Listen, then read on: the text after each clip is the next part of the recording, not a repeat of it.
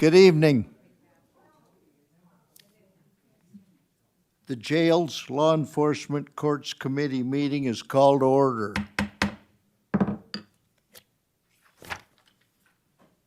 Are there any changes to the agenda? Seeing none, could I have I'd entertain a motion to approve. Motion to approve the agenda. We've got a motion and a second to approve the agenda. All in favor say aye. Aye. Those opposed, no. Thank you. We go to item 3 is the juvenile detention reports. You have the reports in your packet. Director Collins is here tonight, and I've told her we probably don't need to read through the reports, but she's here to answer any questions for you and tell you what's going on down there. Justice Collins, or Director Collins, go ahead, ma'am.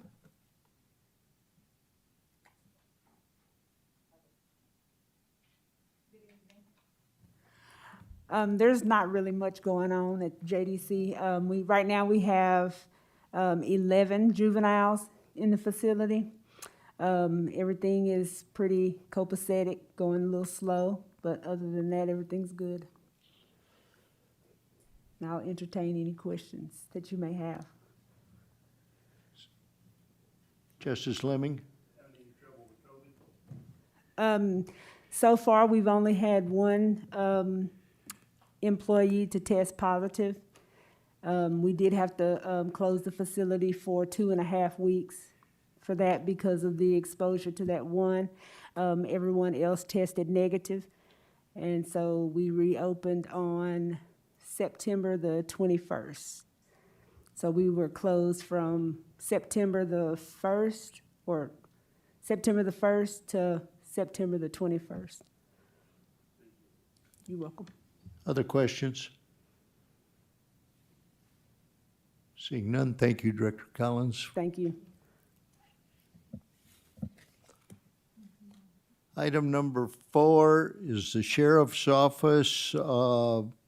Chief Deputy Cantrell, you're up first.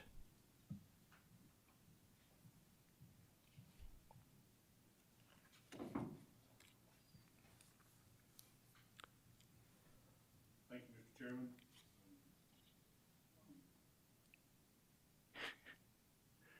Three buttons or the little man? All right. Here we go. Thank you, Mr. Chairman, for having us up today. The enforcement report's not much different than last month. There's just basic information there. Happy to answer any questions about that, but I do want to give you a quick update on a couple other things that are going on at the Sheriff's Office. One of them is the Up Trust. That's a program that the public defender uses to notify defendants of their impending court dates. And so the Sheriff's Office entered into a contract with Up Trust, and we're scheduled to go live with that Thursday. Our IT and their IT work together to create a bridge that that data will every day at 10 o'clock be uploaded to their system. So it's going to be pretty seamless, I think, to get that initial court date into the system, and then they will send text reminders to the defendants. So it's been successful in some other areas that have done it as far as helping to reduce the failure to appear. So we're hopeful and excited to see it work here. So that goes live Thursday. There's a move afoot based on some legislation that was passed last year to consolidate public safety answering points, which are the 911 centers. There are over 100 in the state, and they want the legislation was to reduce that number to 77 public safety answering points. We currently have 4 in Washington County, and the plan is to reduce that to 2. So we are meeting with, it's us, the Sheriff's Office, Central EMS, Fayetteville Police Department, Springdale Police Department are the current public safety answering points. So we're meeting with these 4 entities that are together to determine the best course of action. We have to have our plan in place by April. Then it's not implemented for a few years after that. But there is an appeal process, and we think that we're going to try to draft up the documents needed to appeal to get 3 public safety answering points. The goal of this legislation was to reduce 911 transfers, so that if you call 911, everything you needed was right there. You didn't have to get transferred to another entity. And so we believe that we can show a good faith effort that if we have 3, we can virtually eliminate any. There's going to always be a few transfers, but we think with 3 PSAPs, we can virtually eliminate any transfers in Washington County. So that's going to be our direction, and we'll keep you updated on that as we move forward. Our body cameras are in. They were shipped about a week and a half ago, and we've received them. So we are currently putting together all the equipment and everything needed to implement that. We hope to be trained and ready to use those by the end of the year. So thank you for that appropriation of money to get those. We're excited to get them. The radio update, Willie or JP Lemming probably has a better grasp on the radio update than I do, but we did submit our radio template to AWIN, and they approved our template and officially let us join the AWIN system. So it's just a matter now of moving through the process of getting the infrastructure built and the equipment in place. And so 2023, we think, early 2023 is the kind of the go-live date, we think. The tower's going to be built by fall. Good. That'd be correct. Yeah. So we built our templates with the EMS and the local police departments. So I think it's going to be a good system. It'll allow us to be on the same radio channel as Fayetteville and Springdale and Benton County. So all our neighbors that surround us will all be on the same radio system. So I think it's going to be a good fit for all of us. So, I mean, I'll be happy to answer any questions. I just wanted to give you a quick update on some of the things that are happening at the Sheriff's Office. Thank you very much. I just have a question. I heard the other day, I read somewhere that Sebastian County was experimenting with the failure to appears, that the first time that they gave them a heavy fine, but they did not put them in jail. I don't know if you all have heard anything about that, or if that's even something you'd want to think about. But I know Sebastian County's there's been a lot of stuff lately about them trying something because of having the same problem we do. Right. Some of that has been discussed, I think, amongst our Criminal Justice Coordinating Committee to come up with new ideas and looking at some things that are working for other entities. So I saw that they had a move afoot to work with their FTAs, failure to appear. So hopefully it's something that will work and we can steal their idea and make it work here. Yes, I'd like to, how's your COVID's working? I mean, between your employees and the people? Well, right now we don't have any employees that are positive. We have one in the jail that's positive.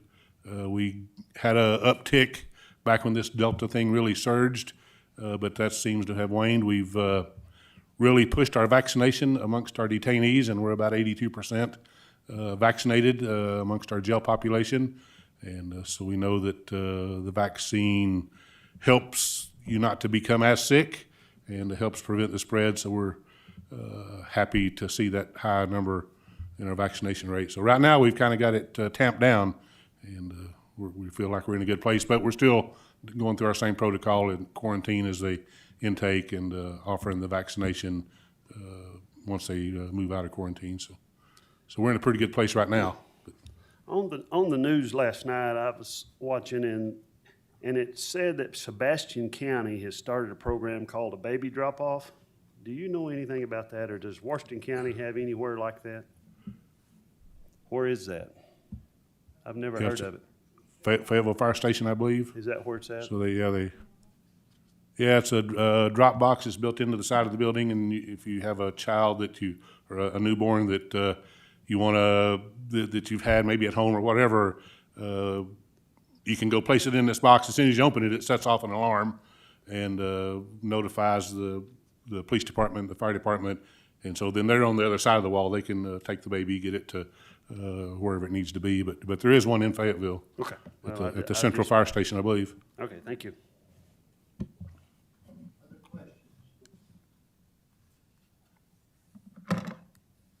Thank you.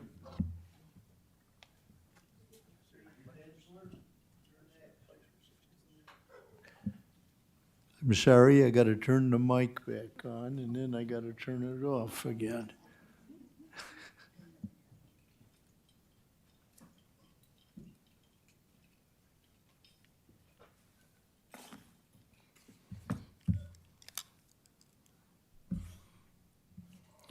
Good evening, Mr. Sheriff. Okay, this is on.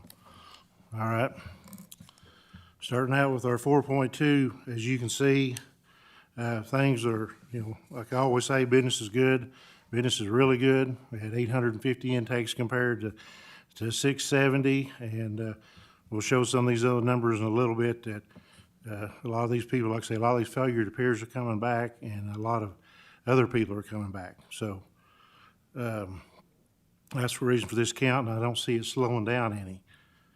On the, sending to prison, I know there've been some different questions come up about that, and I know you guys, everybody knows, but just to clarify, once they get committed from the circuit court or wherever, they get put on a list at ADC, Arkansas Department of Corrections, and they call us and say, you can bring 5 or 10 or 15. We call them every day trying to get them to take some. So that's one of the reasons on our numbers that we have to hold them till they call. So going on down the list, you can see transport, where they're having to pick people up from prisons across the state, trying to get the court system back to going. So you see them numbers there, how they're going to fall out. 4.3. See, the high count was about 697, and like I say, they just keep bringing them in. Being Zan's here tonight, the pretrial is 406, and for her. But I run a report, the same report today.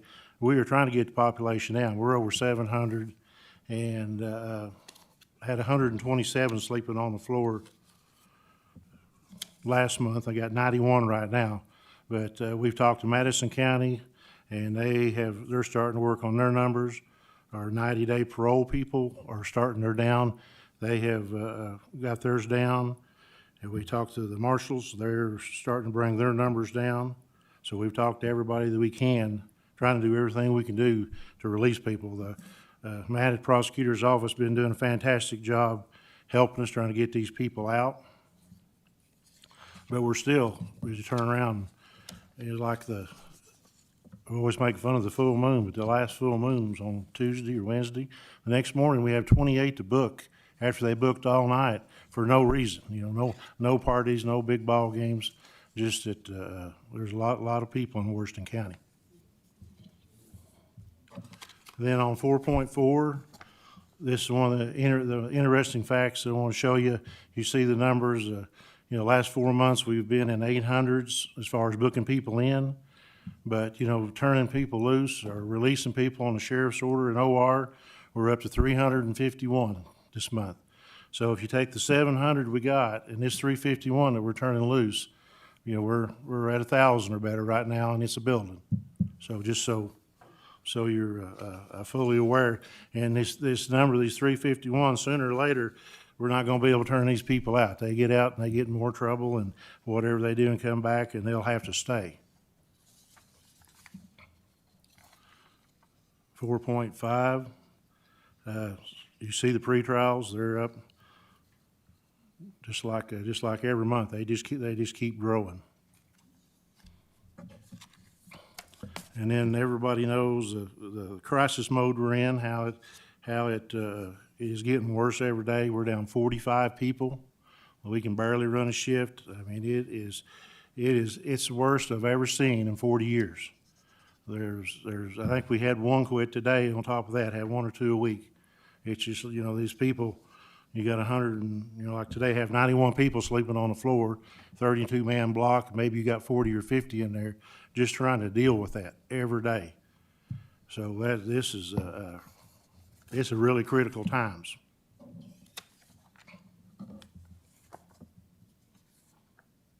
And then moving on, we've got, I think you all got the copy of the criminal detention facility review. We got it back. And You've seen, if you've read this or looked at it, what they said about, we have exceeded our operational capacity.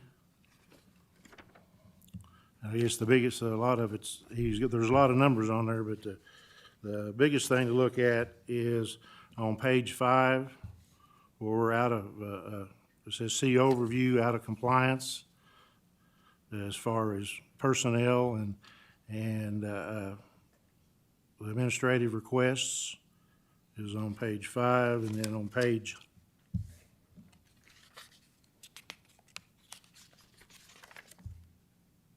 page 8, we're out of compliance as far as exercise outside the cells.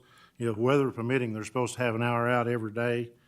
And with this number, that's not able to happen, and with not having enough officers to do it, we fall out of compliance.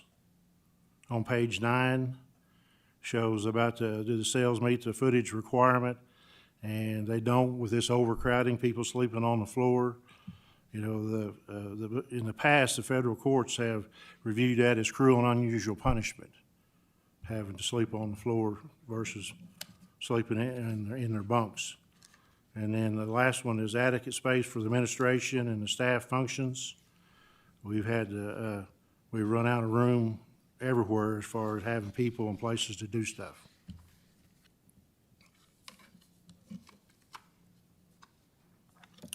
That's all I have. Be glad to answer questions.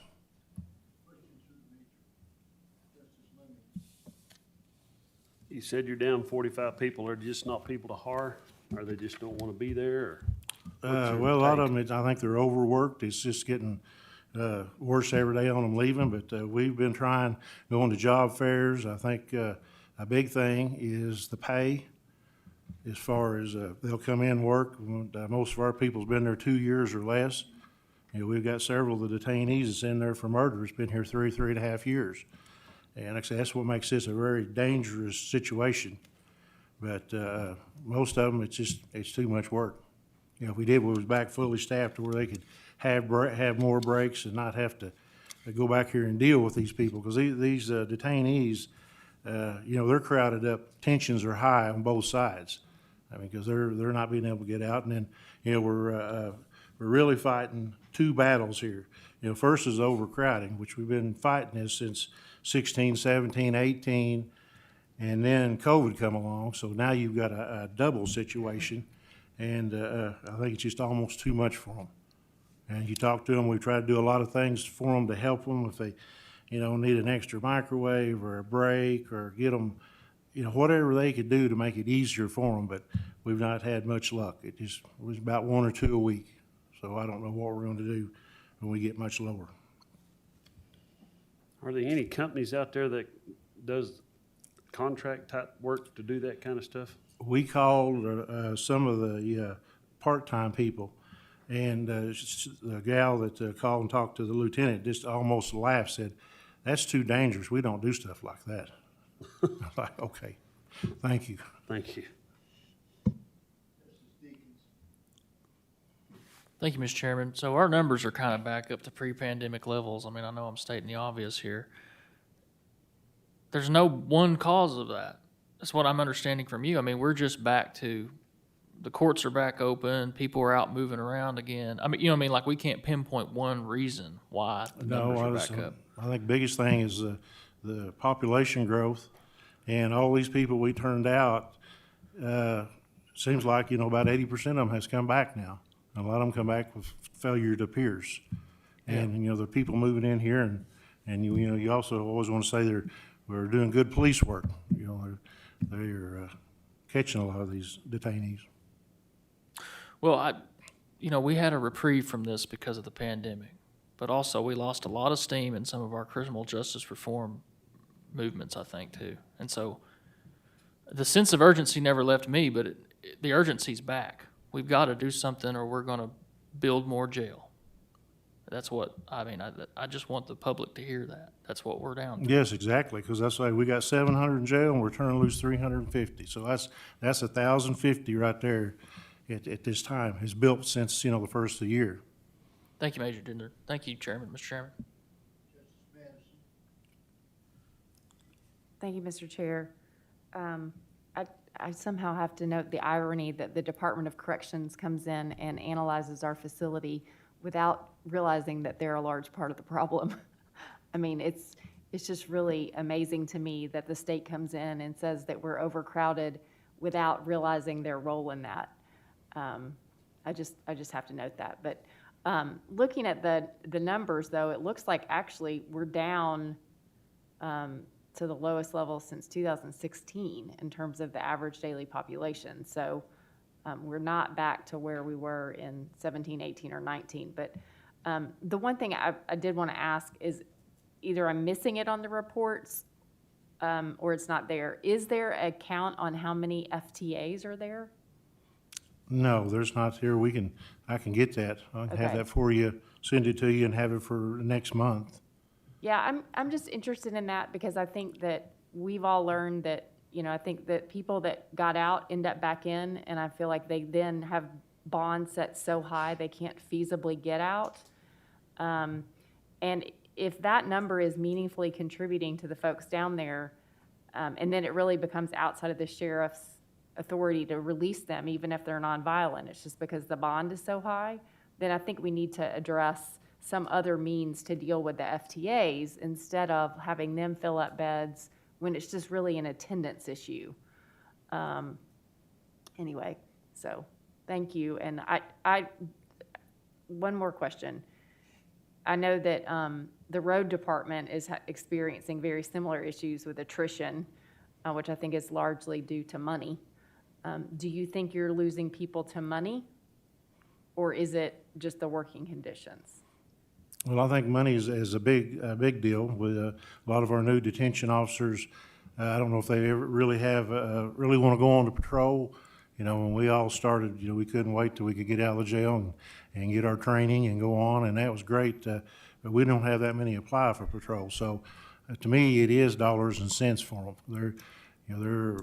They want their days off, and money is a big factor. Of course, everybody knows McDonald's and everybody's creeping up on $15 an hour, and everywhere you go. So most of them are leaving for a better paying job. What is the starting pay?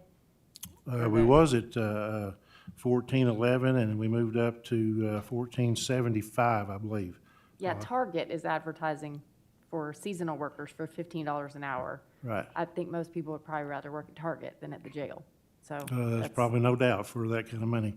The turkey plant in Huntsville, Butterball, you probably heard that on TV. They're paying $200 a week just to come to work, not counting everything else. $200 a week, and they hadn't come off of that. That's one thing that caught everybody's eyes. $200 just to come to work if you can make 40 hours. But anyway. yeah, I think if we don't start seriously looking at hourly pay in our county, we're going to be without employees anywhere. Yes. Thanks. Thank you, Mr. Chairman. You're talking about office space was one of those areas that non-compliant. How much office space do you need to? Well, we did have, at one time, had our lieutenants over in the detention side. We moved them out. The sergeants they have one office for the sergeants. But our biggest thing, back a few years ago, the federal court made sure our due process was working. And we had to have a discipline team that hears everything that goes on, basically a small courtroom. Well, that took up a big area, and different deals like that right there. And say office area, and some of the office area was turned in to storage just to try to keep enough products, at the jail, so we would have enough to go around. So, Have y'all looked at a solution? well, Like if this is what, I'm just curious. well, if we get to do this expansion, that's built into it. We're going to Okay. fix that problem. Okay, so that problem will be fixed. Yes. My second question has to do with personnel. How many positions do you all have unfilled? 45 positions. And I think 45, one quit okay. today, so maybe 46.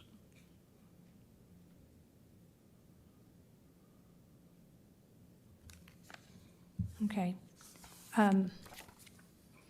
They're all levels, though. It's not just the entry level. It's not the It's at the DFC level, DFC and corporal level. All three levels. All three levels. So even the STEP program that we did to bring everything up. Well, that's is just over on the not- patrol side. That's on patrol side. Yeah, that's, well, they're down some, but it's helped them a bunch. See, we never did, that never did happen on our side. What do you recommend as a possible solution, or as just a possible solution to this problem that y'all are having? When we start checking around at these job fairs and everywhere else you see, people get a sign-on bonus and, plus, their pay, to raise the pay up to whatever level that would be, above everybody else, all your average stuff. Like I say, $14 an hour is really, I think, below a lot of, like we was talking about, $15 at McDonald's, but a sign-on bonus, and then we gotta try to keep the ones we got. I mean, we got some, 8, 10, 12, 15-year people that are, you can't put a price on them to stay that long in the jail, and their knowledge and how to run things. They're kind of holding everything together right now. So really, you need some kind of a raise across the board for everybody. And then also, we've seen that a little bit of a bonus for somebody that brings people to work. They can go get them, as far as recommend them, some kind of a recommendation. But we've seen that they was paying for that. Like a $500 bonus if how many people you can get to sign up to come to work and stay so long, factors like that. Because I think like I say, a lot of these people, I don't think will ever be patrolmen. They're working for the dollar. Certainly. I understand that, but I am concerned because these are taxpayers' dollars that I don't know if we're going to be able to do signing bonuses that way, but looking at the personnel needs differently and perhaps putting a structure in place to reward those that have been there for, like you said, many years, that have the knowledge of having to run them. And we're looking at that also for the roads department on rewarding those that can do multi-jobs and are certified to do all this. Then you need to do a different pay grade and moving it up on that. So perhaps we'll do something for 2022. Yes, ma'am. Okay, thank you. Other questions?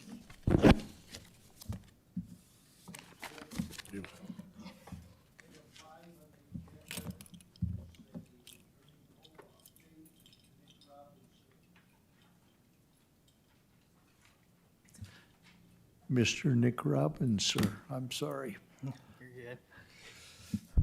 Hey, appreciate it. Just real quick, all the guys getting out of prison aren't working for less than $20 an hour. So I not only have to find them jobs, but it has to be at $20 an hour or more. And that's with no experience and lots of felonies. So just to update on the community alternative program. We have had our second graduate this week, and next week we'll have our third graduate. And so since we're just past the 90-day mark and then the 90-day program, we're starting to see some people complete the program, so that's exciting. We're definitely, have to admit, this has been a painful process because this is not the typical population that we're working with, because these folks are pretty much fresh from the community, even though they were incarcerated for a month or maybe two. So it's been a lot more difficult to work with them. And that's not our typical experience from those that are coming from prison, because when they're coming from prison, they have a longer, what we call clean time. They've been off drugs for a longer period of time, and they're typically not from this area, so it's easier for them to make a new connections in the community and not fight off their old community. I would say our biggest struggle is the individual's family members.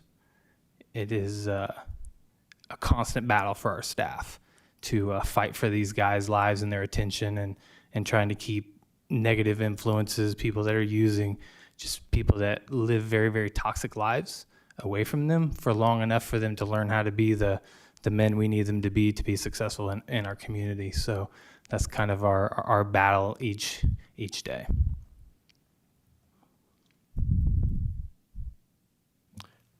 I'd like to say, if anybody hasn't been there, I've had the opportunity in the last couple months to visit 3 or 4 times.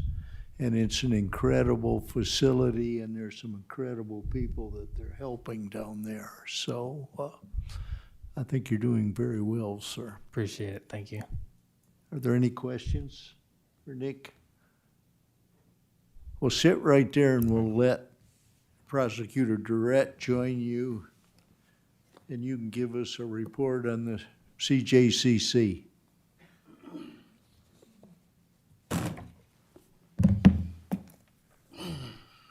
Hello. I'll let Nick kind of give his spiel and then he can hand it off to me. I would say what is pretty typical that we discuss is that the courts open back up in May. Everyone failed to appear the months after, and they're now starting getting picked up for those failure to appears, and now they've filled the jail back up. So that's really what we're working on now is different ways, and we're excited about the new system that's going to be in place. As a reminder, we also think there's some things that we need to do to kind of speed up the process in diversionary programming, getting folks into drug court and community alternative program. We've broken up into 3 different subcommittees, so that we're now meeting in between our large meeting to start progressing in each category. We are really encouraged that we could potentially get a coordinating position hired soon, because we're all pretty overwhelmed with our own jobs and the other things we volunteer for, and family and church and all the things that we have going on all day long, as you guys fully understand.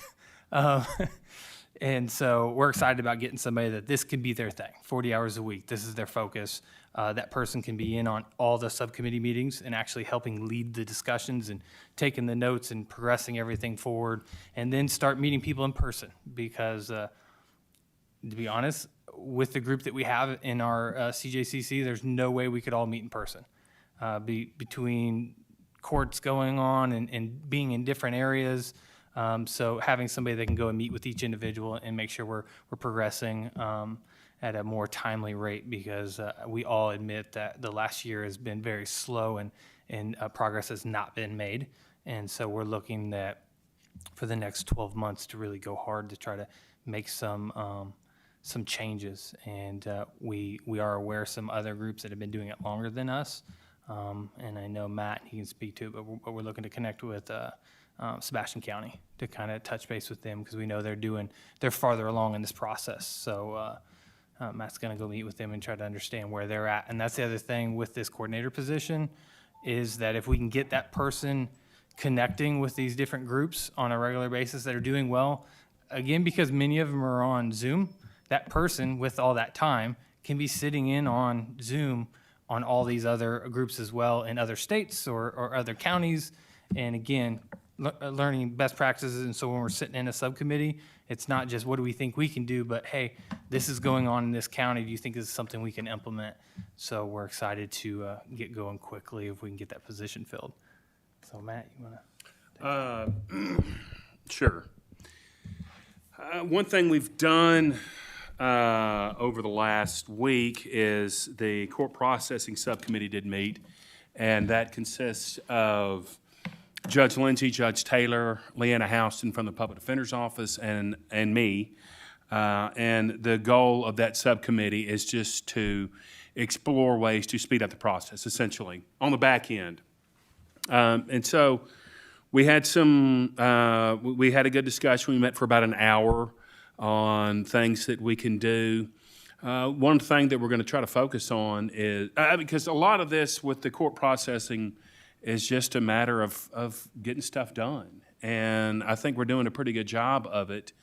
The dispositions have increased I looked at the numbers, and these are unofficial numbers, but looking at the time frame from January 1st to May 1st, and then from May 1st to the present. And the reason I took those dates is because the courts opened back up on May 3rd. So from the time that the courts opened back up, we have disposed by plea. We've had approximately 3 times the number of pleas that we had in the first part of the year. So we are, at this point, we have about 80% more pleas this year than we had all of last year. So I know that's a relatively low bar, but because we did have, we were having trouble last year because we were shut down for 75% of the year last year. But nevertheless, we are making some progress. We're looking into afternoon courts, if for nothing else, for hopefully some of the individuals who are incarcerated. Right now, Judge Lindsay is holding court in the morning, and it's difficult, especially for the public defenders. We all use the afternoon to work our cases up. They use the afternoon to meet with their clients. So it's just finding a happy medium to where we can do some things in the afternoon, because that would speed things up. We do face some hurdles. We're trying to set more cases for trial. That helps speed the process up, obviously, because either you're going to resolve a case either by a plea, by dismissal, or by jury trial, if you've got a case set for jury trial. But problem being, we've only got so many days for jury trials, and jury trials take a while. And so we have attorneys who are who have their calendar loaded up with jury trials, but that's part of it. And so that's just something we've got to just knuckle down and get through. But I think that we are making progress. The unfortunate thing about this is, as Nick referred to, the number of failures to appear. That has gone up quite a bit. So by my best estimate, we're looking at about 1,000 failures to appear so far this year. We have done warrants for about 800 of them, and we're about 2 months behind. So just kind of using the math there, we're looking at about 1,000 failures to appear, which is problematic. Obviously, it slows down the process.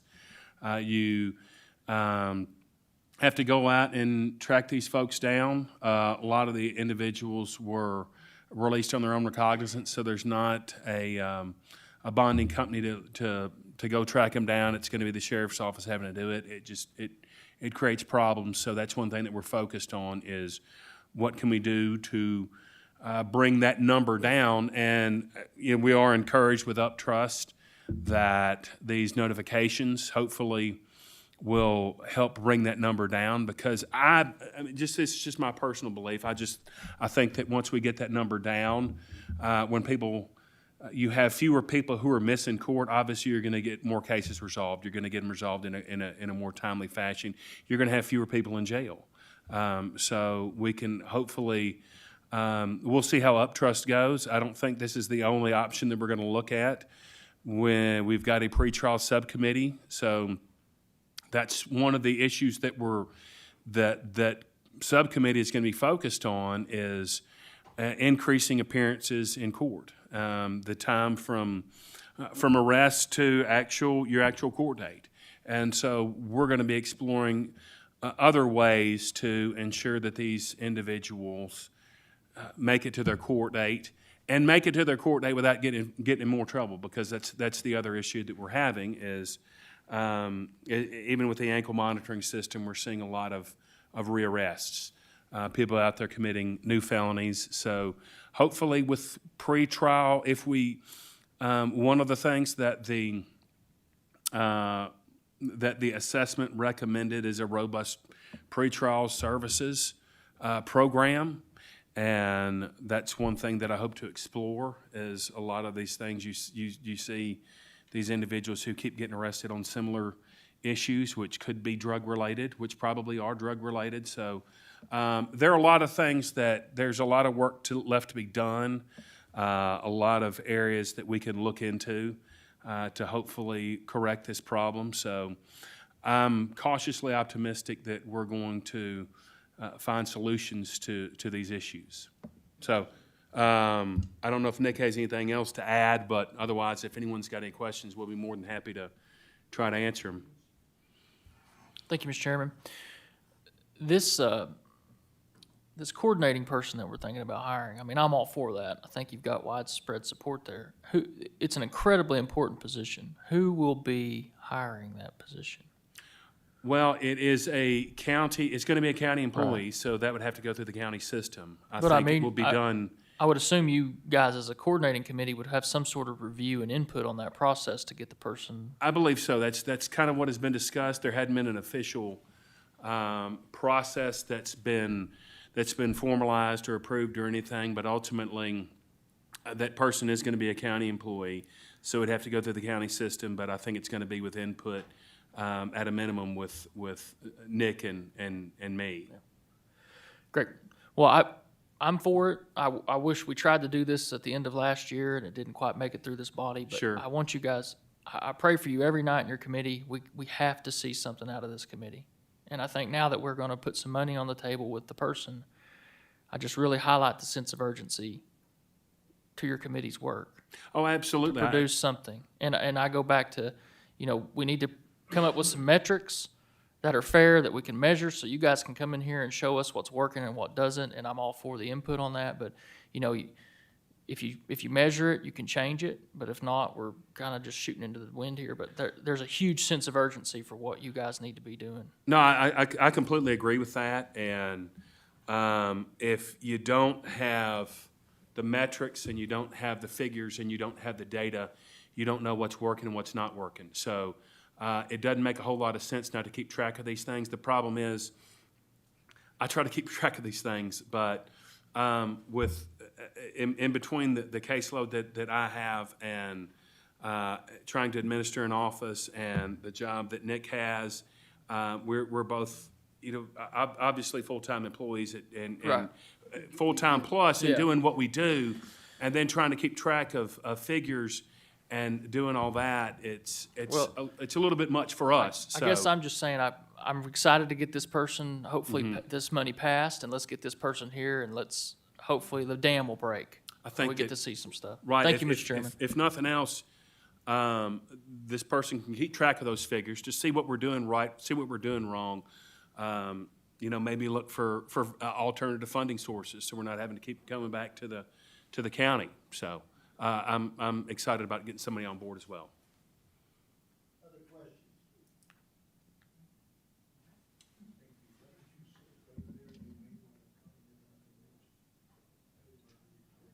Okay. Try that again. Sit right there. Item 7 on the agenda is the ordinance creating the Criminal Justice Coordinating Committee Coordinator's position. That was discussed at length at the Personnel Committee meeting an hour ago. It's an ordinance that I'm sponsoring, and I move that we pass it on to the Finance and Budget Committee with a due pass recommendation. And to answer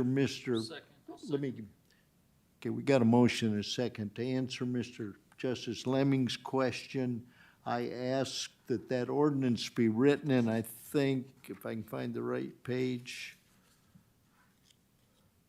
there's money there in addition to the salary to pay for computers and desks. They wrote it in as general supplies. So if there's mileage or travel involved, there's money allocated in this ordinance, so they don't have to come back to us when they get the position filled. So we have a motion, second, other discussion. Justice Ecke. I do believe that this ordinance has already been passed on to the Budget and Finance Committee for a due pass recommendation, so it's, I think we ought to pass it also.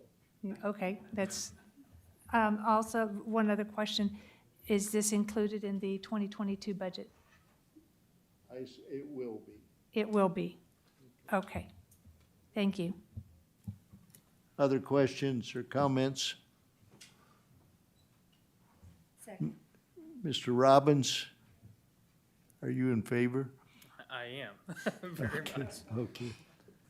All right, before we vote, let's take public comment. Is there any additional public comment?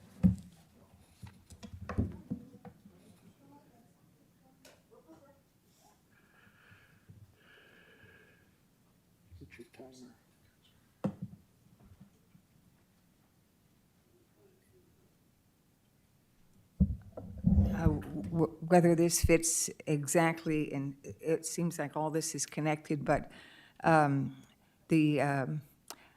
about the lack of the guards, you know, are in the, you know, the jail. I was reminded that 2.5 years ago, the state had a crisis just like that, and they had to consolidate. They had to get rid of, temporarily shut down some of the smaller units in Texarkana. And it was because of staffing shortage. And I just thought it was worth mentioning that pay wasn't the only thing, but because they gave them a bump up in pay. And you can check this out on, this was March 1st of 2018. A headline from the Arkansas Times said, Correction Department closes 2 small prison facilities due to staff vacancies. And I only bring it up, there, someone could read it if they wanted to, but they were short 560 positions. I mean, it was a crisis. And I thought it was interesting to see that Director Kelly said that the ADC struggled to retain guards despite a pay bump during the summer of, I think it was 2017 here. But perhaps since we're down 45 positions, what they did, they asked former guards who told them that the problem wasn't the pay, it was the culture.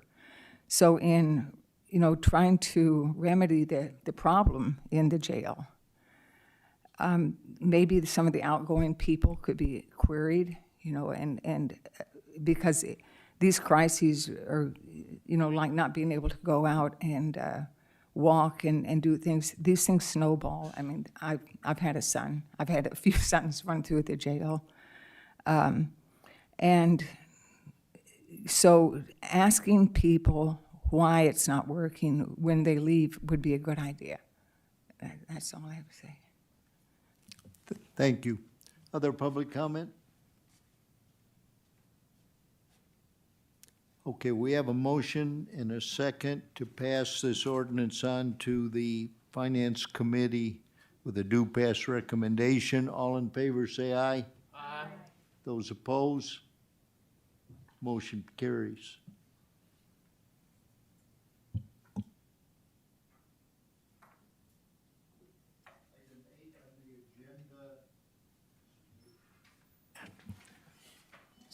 I'm not capable of this. Item 8 on the agenda is an incentive program discussion by Sheriff Helder.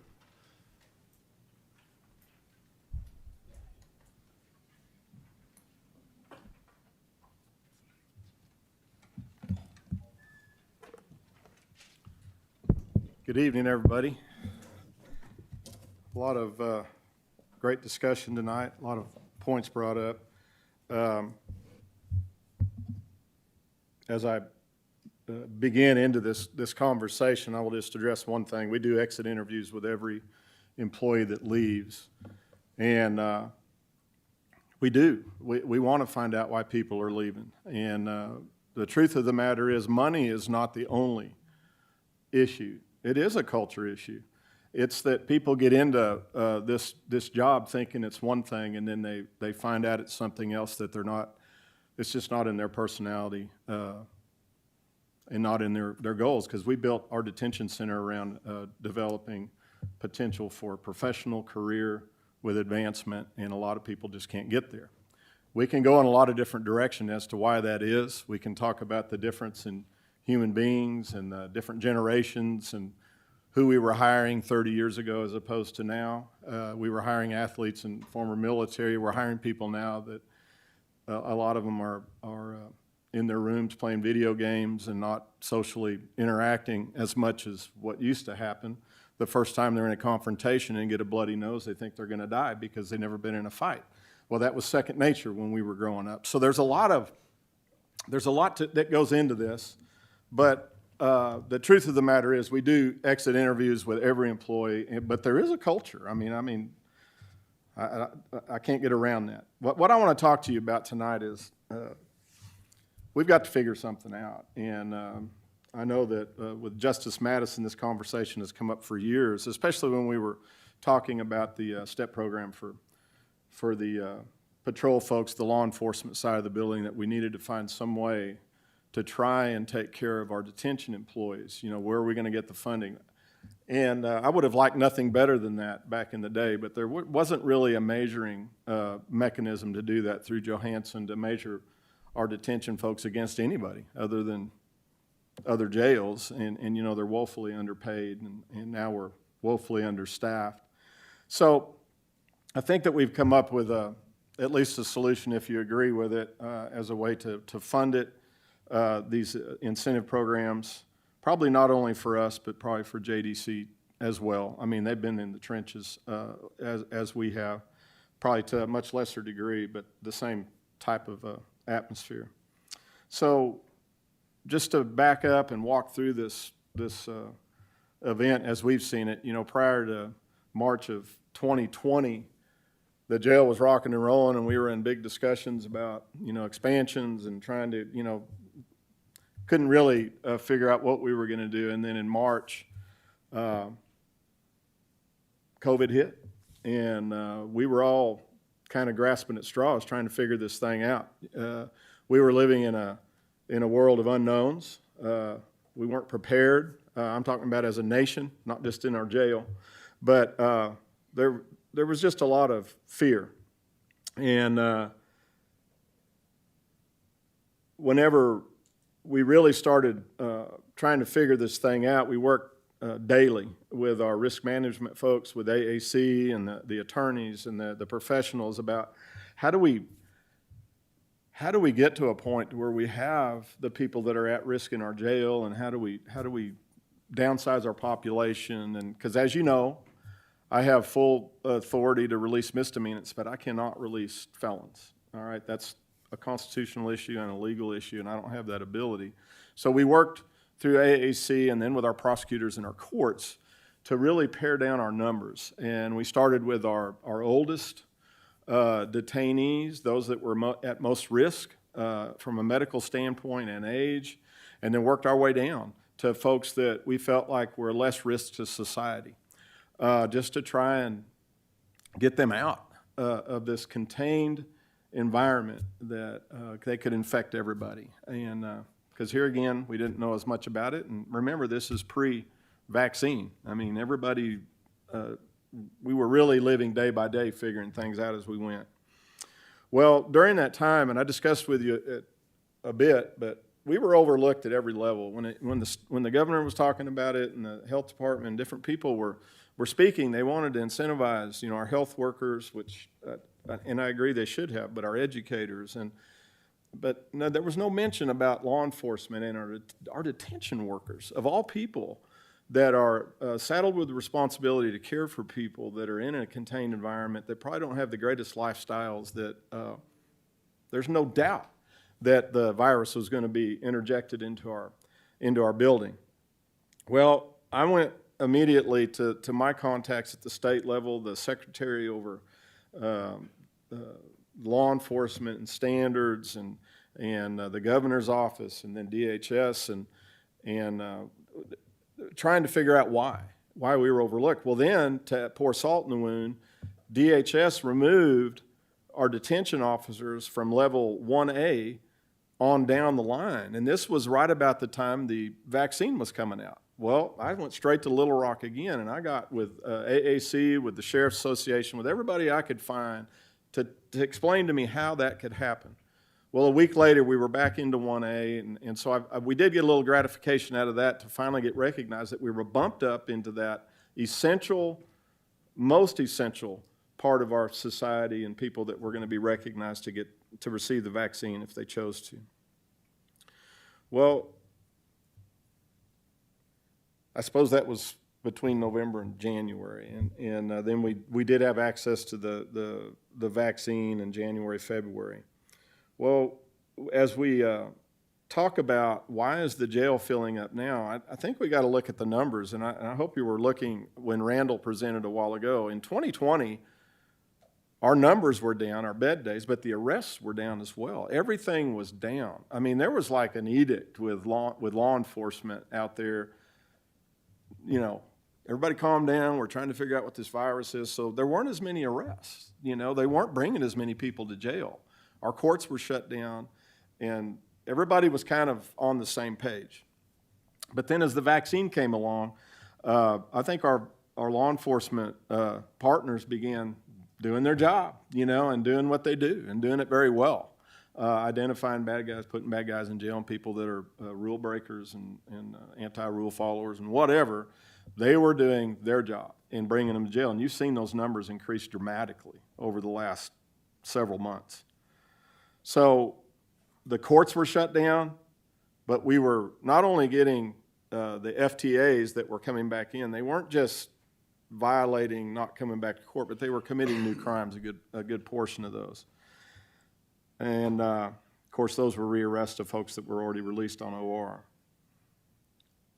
So that brings us to a point over the last year and a half where, and I know you know this, but I'm just regurgitating some things, but I served on a commission for the governor about the criminal justice reform and law enforcement reform. And we talked about everything, how that as law enforcement we needed to improve, how we needed to train better, how we needed better policies. I'm talking about statewide, and this was a national movement. And we had a great cross-section of folks on that commission. We had public activists, we had educators, we had law enforcement, we had everybody on there with a lot of input, a lot of different ideas. But without fail, once we got beyond what the demand was on law enforcement, it was, well, what about, how are we supposed to attract these superhuman beings that every time they are called to something, they got to fix it. They've got to be that perfect person without figuring out a way to pay them and to help with their benefit packages and to recognize they are different. Their jobs are different than everybody else in the world, if you will. Law enforcement is the only, by Constitution, the only group of people that can take your rights away. I mean, think about it. I mean, they can, your freedoms are subject to a law enforcement decision. And so agreed across the board. There were three things. It was like the retirement systems need to be more equitable across the board. We talked about a tax break incentive at the state level. That's something the state could do. And we're still conversing about that, and I don't know if it's going to get traction or not. It may this fall. But the third thing was pay. And we need to get our pay up to where we can attract people that at this age that we're hiring them, if it's not a calling on their life and they don't know if it's the profession they want, that's the one thing that we can do to attract people that are used to making more money, or they drive down the road and they see that there's hiring bonuses everywhere. They can make $20 an hour to be a part-time assistant to the driver at the Budweiser plant. $20 an hour, and my employees drive by there every day, knowing what our job is compared to that one. So that was one of the things that the committee came out with, but we recognized that's not a state issue, that's a local government issue. Well, finite dollars, we just, it is what it is. And then you throw in societal distrust, distaste for law enforcement. That's a nationwide issue that we're all dealing with in law enforcement. The defund rhetoric, all that nonsense, if you will. It doesn't bode well with people that are trying to consider, what am I going to do with my life? What am I going to do for a career? I mean, how many people, let me tell you, it takes a special person, first of all, but how many people are there out there that want to do a job where the loudest people, the white noise, which is generally the loudest, they don't like you, or at least that's what they put out there. And I don't know. It's just, this is the weirdest place I've been in my 43-year career in law enforcement. I currently serve on the Northwest Council as co-chair to try and address this issue. And we're soliciting their help to start with recruiting programs, regionally, nationally, whatever it is we've got to do, but also to figure out what is it? How do we get over this hump? one of the main conversations was we got to pay our professionals. We've got to figure out how to attract the right people to do this job. So that's kind of where Jay and I are coming to you right now. It's, you know, if we want to attract people, we've got to pay. If we want to retain people, we've got to pay. We'll do all the other stuff. I mean, we do appreciation. We make sure that they know they're valued. We try to create an environment that it's family. And I think if you'll discuss with any of our employees that are there or have left, that's one thing that they will talk to you about. But it's hard when 3 people leave in the same week to go to work at FedEx. I mean, I can't compete. You know, they're paying entry-level FedEx people what somebody that's been working at FedEx for 16 years is making. And some of them are just walking away saying, this culture is not for me. You know, I've never thought when I came to work I'd have feces thrown at me or urine thrown at me or get spit on and I can't react, you know, and things of that nature. So think on those things as we discuss now what we feel like would be an appropriate way to help us recognize employees that are working in the trenches in our detention center financially and doing it through premium pay. And so I'd like, Jay, if you want to kind of kick in here. And this, we're talking about a significant investment on y'all's part through that funding, the ARPA money. Well, thank you, Sheriff. As y'all know, the ARP recovery money has a clause in it set aside for premium pay for essential employees and for eligible employees. And so we think that certainly our detention people that are in the trenches every day would qualify as those essential and eligible employees. So our proposal is that use some of those funds for this premium pay. I know this money is not long-term money, but we need to do something right now to get some relief because, as the sheriff said, we're constitutionally mandated to run that county jail and to house the felons, and we got to have people to do it. So our proposal is just an across-the-board $3 per hour premium pay to detention personnel. That's what we think is, we talked to some of our people, and obviously it's not always about money, but it gives an indication that they are appreciated and that we're paying more than the turkey plant, even though they do give you a free turkey at Thanksgiving. So that's our proposal, and then, you know, we'd like to try to come up with a sign-on bonus for new hires, and then a referral bonus for people that, because our people that work there, they know the kind of people we need to do the job. They know what it takes to get that job done, and so they know who to recruit, they know who to refer, and so to try to establish some type of referral bonus for current employees. So that's our proposal. Obviously, it's this is the initial presentation, and a lot of things to be worked out. But we know we've got to do something, and we know money will help in the short term, anyway.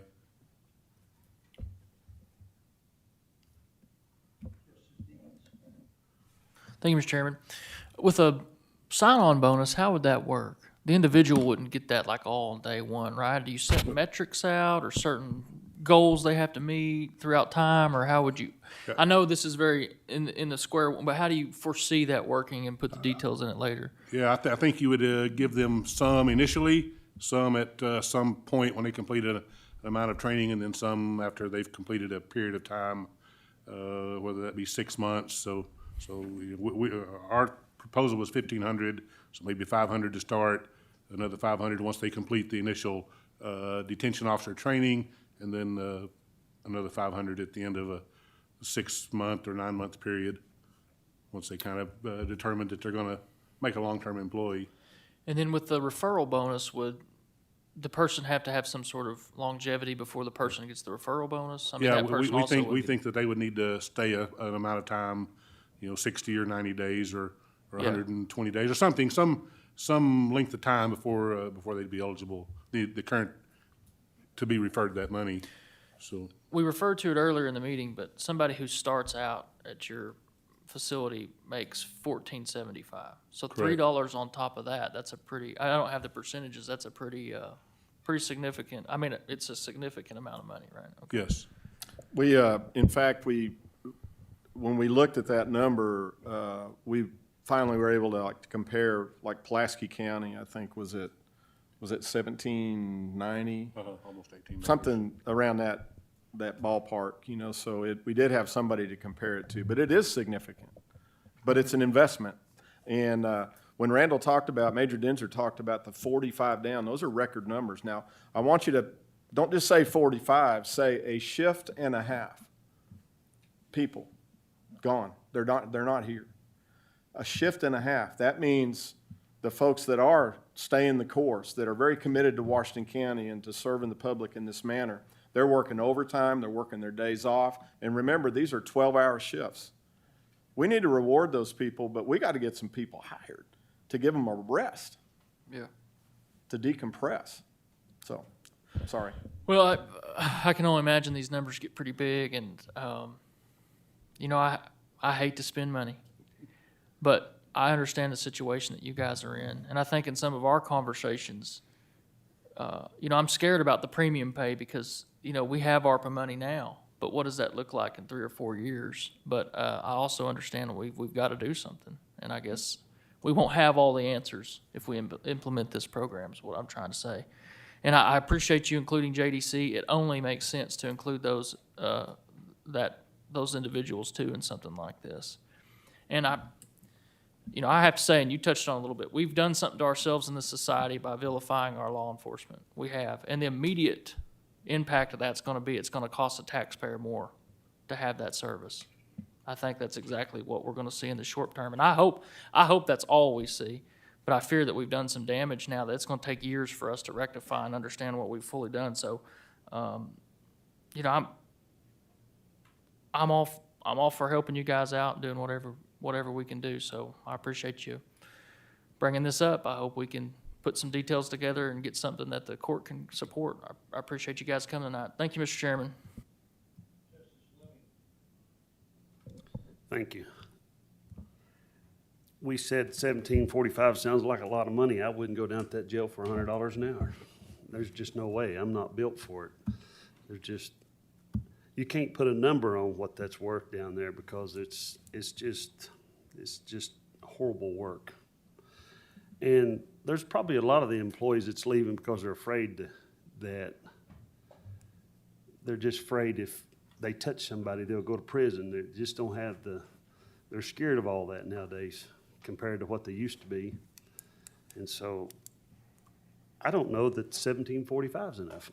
I'll be honest. I mean, I know that's a start, but I mean, you can go to Simmons Plant and Siloam for $18 an hour on a line in the chicken plant. And what you're saying is, to me, is I think that number needs to go up a couple more bucks on top of that, to be honest, to get to good quality people that you're gonna have to get to, that's got the nerves, that's got the willpower to work in that place. I just don't know that number is gonna be good enough to get you where you wanna go. And who knows? Thank you. Thank you very much. I think there's going to be initial cost, and we were talking about it in the future, but my observation has been that you save a lot of money when you don't have to train new personnel. And so I don't think that if you get the right people in there and you pay them and they're there for a long time, because, I mean, you've said several times how much it costs for a new employee. It's substantial. And so it may stop the bleeding in more ways than one. And then I don't know if it's encouraging or not, but I read in the paper yesterday that a number of these cities that defunded the police are coming back and funding them at a higher level than they did before because they're realizing what the police really did do. And so anyway, but we do appreciate what you do. Thank you.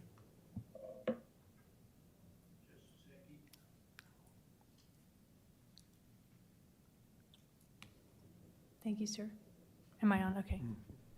Years ago, I asked you on when we were, I think it's right before 2016, when we were looking at the market values of each position in the structure. I was reading the qualifications of all of your men, and I said, but in there, the cost of a life put online every day isn't on there. There's no market value for that. And you said, that's right, there's not. We need to consider that, yes. But right now, have these positions been regraded? And I don't understand why they're graded so low. I mean, what can we do to change the grading on that, or have a conversation with, say, the Johansson Group saying, yes, right now, if y'all are at, let's just say 14, you're all at a grade 13 or grade 14, 15 or even 16, why are y'all graded so low? We need to grade these positions with that factor in there, or with other factors that raises them up, and it gives value to that position. I mean, I don't know. I mean, I'm thankful that we were able to gain support from the Budget and Finance Committee and agreed to move the structure up 10%. You know, that was my goal for the year. But what are we going to do afterwards if we just leave them at their grades? I mean, what would you say We regraded to the grade? Yeah, the DFCs went up 1, but you know, that's not an immediate bump in pay. It has to be 2 grade increase before they recognize any significant increase. I'll tell you, it's a continual mystery. Very fond of Blair and the work they do, but Yes. they have Benton County, us, and Pulaski.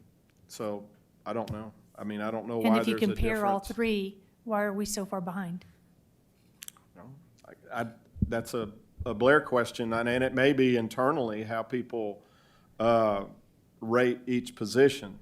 I don't know. We play the game, we play by the rules, and we submit our job descriptions exactly as they are, without fluff, and this is where we find ourselves. But I will tell you that this infusion will be significant at the hiring level, but it'll be significant for our employees that are there now, that have been there for this whole time and have stayed the course. I'm telling you, this would be amazing to get this done.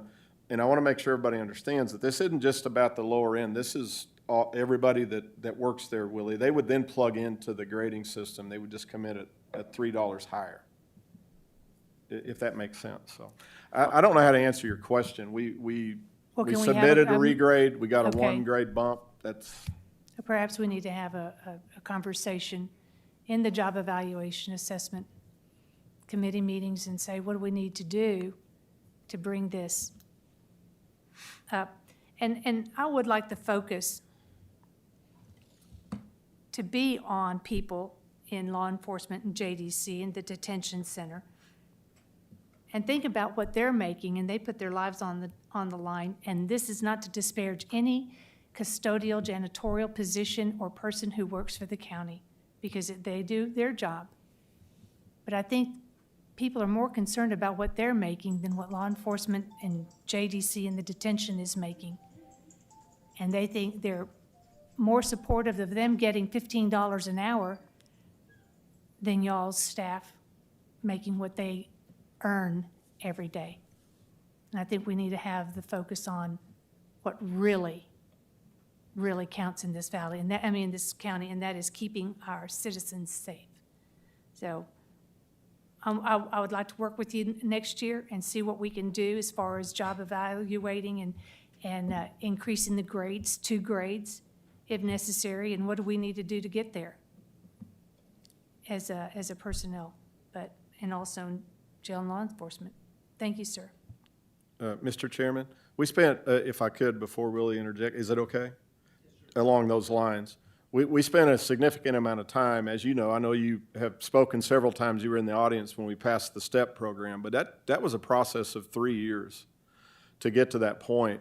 And it really took a lot of work and education to make sure the court understood that the jobs are so different between not demeaning in any fashion to any other job in the county, but it's so significantly different to where, you know, we can remove people's freedoms, but we can take a life and are forced to do that periodically. So many different things. And then you move over into the detention center, dealing with people that have mental health issues, people that are hardened criminals and all that. It's just time. We finally recognized that we needed to move the enforcement arm out. I think this is an opportunity to recognize that the detention job is so different that you shouldn't be raiding with a deputy clerk or whomever. Everybody's job is important in their own way, but ours are so different. 24/7 operation, weekends, holidays, dealing with just life-changing events. So I just wanted to have that input to remember this is an opportunity to go, they really are different. And it's an opportunity to set apart that group that we failed to do 3-4 years ago. I'm sorry, thank you. How much overtime have y'all paid so far this year? Holy moly, do we have that? I think ours is almost up, almost 90%, about 110,000 out of our 120. That's on detention side, not the Detention. jail side, is that all? That's detention. Yeah. I think for the record, that if we'll just look at the study that Joe Hansen done, I believe we need to look at Joe Hansen to see if we can find somebody that will help us a little better. Because if you'll look at the road department, we've got issues there with Joe Hansen. They sit here and tell us that they done the study around here. Well, Toon Concrete will pay $25 an hour on their drivers. There's all kinds of work out here. It's a lot more hourly pay that will get there. So I think we need to look at that a little bit too. Thank you. Hey, I know it's a tough world we're in for you guys and everybody else. But all these comparisons with the construction people don't have the benefit packages that the county has. And the minute that the work stops, they're out of a job. Justice Madison? Actually speak to the issue of benefits. In talking to county employees, I know that over the years that I've served on the court, we've always wanted to say, but the county has retirement that private business doesn't have, and it's worth so much. And I feel sure that the people that are coming in absolutely do not understand that, and they're not going to. It's hard to look at a job that you think you might be lucky to do a few years in and see that in 20 years you'll have a retirement. I think that mentality is not there in today's workforce. And I don't think we're going to be able to convince them, oh, well, if you stay at the jail for 30 years, you'll get a really good retirement. That is not going to sell somebody on getting that job. And so I think that for the folks, myself included, who have said, oh, but we don't pay as much, but we have this great retirement benefit, I think that's just out. That's not a factor anymore. And I think we have to look at today's workforce as being very flexible, and people don't stay at the same job forever. People are mobile, and the workforce is competitive. And so I think that we can't bank on our benefits being the selling point, because it's just not there. Because I think we're going to be lucky in some of these really hard county positions. Our law enforcement officers, our detention officers, our road department employees, those are very physically demanding jobs. You can't expect people to do those jobs long-term, I don't think. I mean, we're fortunate if you can, but I just think we have to start selling county positions based on basically only what they pay. And I think we have to stop thinking that our jobs are special because of a retirement package, because I don't, in talking to employees, that just doesn't make a difference. It's too hard to visualize that 30 years down the road. But, you know, I really think that we're going to have to do something about county pay. We did leave the detention group out when we did the step plan. We knew that we left them out because we couldn't find the money to do it all. And it was always a plan to try to figure out how to do them later.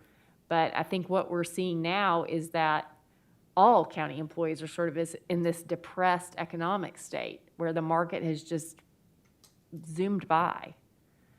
And if we're going to continue to value our employees and ask them to do the service to the public, we're going to have to pay them for that. And the market is good. I mean, the job market is great here. So we're absolutely, whether it's premium pay through American Rescue Plan funds or just simply biting the bullet and saying that we can't pay county employees $12, $13 an hour. That's not a meaningful wage. People can't survive on that, especially not for what we ask of them. So I'll work with you on it best I can. You know, I did on the step plan, so we'll see. Thanks. Thank you. May I? Along those lines, listen, the county's got an insurance program, and it's great. The retirement, here again, I've got to separate law enforcement from this, but that's one of the things the commission talked about. If you look at LOPFI, which is a retirement system for city police departments and fire departments and whatnot, I don't know what the fire is, but at any rate, they'll retire the same number of years at about 20% to 25% more than an APERS employee will. I mean, think about it. All you got to do is go across the street. You're going to get that kind of a retirement package. I agree with you, Eva, to a certain extent. I think most people that really look at retirement are people that have been exposed and maybe they're vested, get their 5 to however many years in, and then they start thinking about it. The other thing that we're noticing where we're having some of our people leave from detention that are certified or enforcement going to small towns. I'm telling you, that has flipped. It used to be the exact opposite. The small towns would gravitate to the county or the big cities. They go to work. Now they want to go to a smaller town, a less stressful environment. Backup's that close. You know, they got that. But you know what else they have? They pay for their insurance 100%. Now that's an incentive program. So there is a lot of disparity, but it's generally just in our law enforcement group. You see what I'm saying? Now, not every small city employee gets that, but the law enforcement group. And then their retirement packages are so much better. So there is something to what you both said. Sorry, I don't want to ramble. I'm just kind of passionate about this stuff. Yeah, I know. They just keep flocking, Prairie Grove. So along those lines, Mr. Chairman, on our patrol side, we're 7 down, Ty? Yes.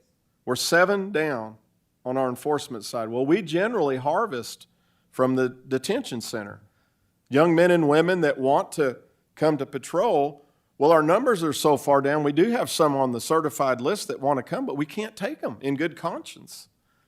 Take them from an already severely understaffed detention center. So for the third time in my 17 years as sheriff, we're opening up to the outside world, and we're getting very few applicants and even fewer that are qualified that you would want serving you. So, man, this is a big issue, and I know it's a lot to swallow and get your mind around, but you need to know it. We think that with this premium pay and the ARPA money, we think that's a solution that you can get your mind around where you don't have to.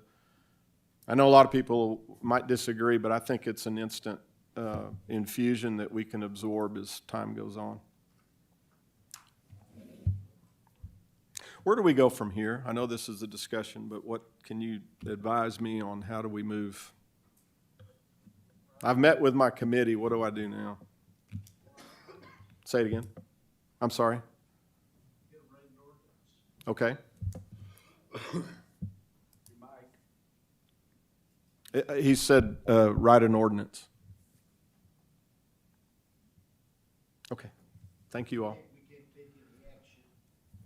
On anything but that, so. I understand. I just know that I've got to go through my committee before I do anything else. So we will go to work on that unless I'm getting a lot of dissension. I don't think I am. I think everybody's in. I want to thank you for your time. All right, thank you, sir. Question.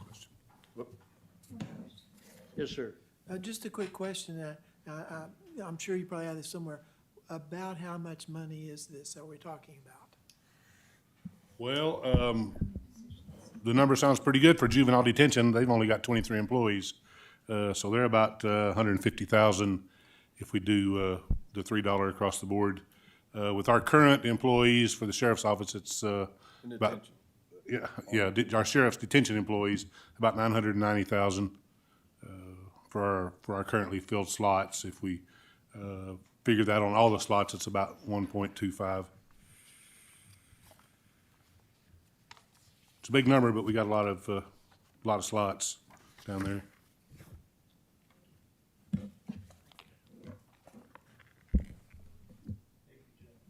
Thank you.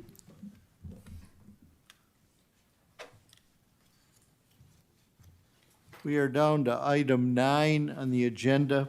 We will have a 12-minute public comment period with a 3-minute limit for each individual. If you want to come forward and make public comments, please state your name and address.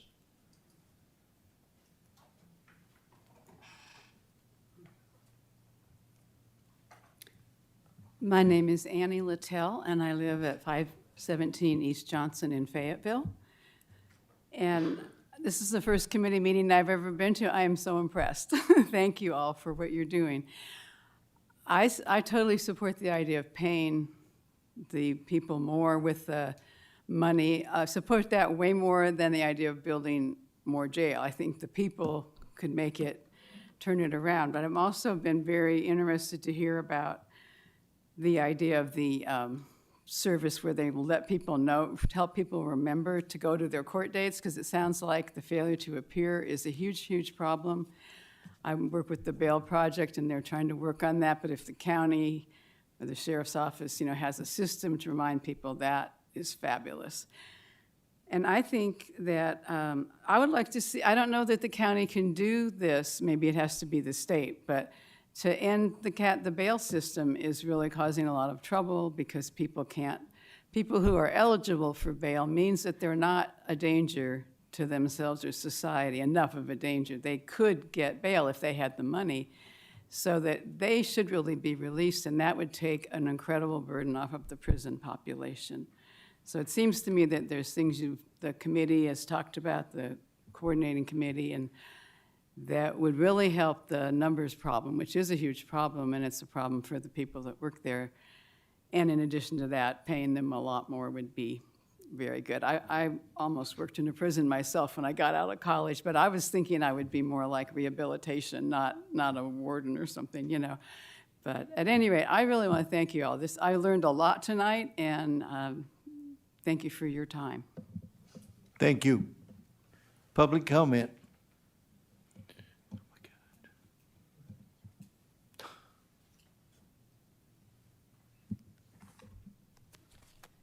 Hi, Sarah Moore, Fayetteville. I want to thank you for the commitment. I mean, some of the faces that are in this committee have been in this conversation for a number of years, and it's been a very long road in talking about the jail population and the potential for the things that we can do to reduce the over-incarceration that we have at the jail. I'm very appreciative of what the committee is doing, and there's a lot of urgency for them to get moving. And so I really hope that you guys will continue to support them in their endeavors, especially around getting a robust pretrial services up and running very quickly, reentry services, social worker and different programming that can be happening at the jail. But there are some things that can happen still yet in the sheriff's office. He's done a lot of different things, but we've talked over the last couple of years, and a resolution actually was brought forward by one of the JPs on this committee asking for the sheriff to no longer hold federal folks in our facility. And when you look at your report on page 23, you see that the amount of federal days is pretty in line with what we had last year. Some of those folks taking up the bed, it's 65 individuals. I think whenever we got one of the reports, it's floating somewhere in the 60s to the 80s of the federal folks that are in our facility. The latest jail standards review that happened, they spoke about with the COVID numbers in place, if we want to say what our maximum number in the jail is, that's 450 people. We used to say that was 580. So that's a huge reduction to talk about how we manage that population. And so we have to take very seriously those jail beds we sell. Additionally, there was a new audit number that came out that was around $97 a day that it takes to house someone in our county. We're not being reimbursed at $97 a day. We're losing money on every federal person that's in our facility, and that's going to taxpayers. We sent a document today to tell you how much money we were losing on state and federal. Year to date, that's probably about $3.1 million. So, that's going to be somewhere in the neighborhood of $5 million plus at the end of the year. That's almost another quarter-cent sales tax to the taxpayer. So I really hope that's something that we'll have a really large conversation about, whether or not we really should be holding folks for as long as we do, or from other places like Madison County in the state. Additionally, the federal prison in Madison County, but we've heard from other counties too that have said they like to take state committed folks, that they need that to make their numbers. And so I would love to hear us talk about efforts to try to find homes for those folks. The other thing I wanted to do is just publicly thank J.P. Wilson and J.P. Dennis for attending the cookout community conversation that we had in Farmington City Park. It was a lovely night. We actually had the Farmington mayor and a city council member as well. I want to welcome all of you to join us in West Fork on Wednesday night. We'll be having a cookout at Riverside Park at 6 p.m. Thank you. Next speaker.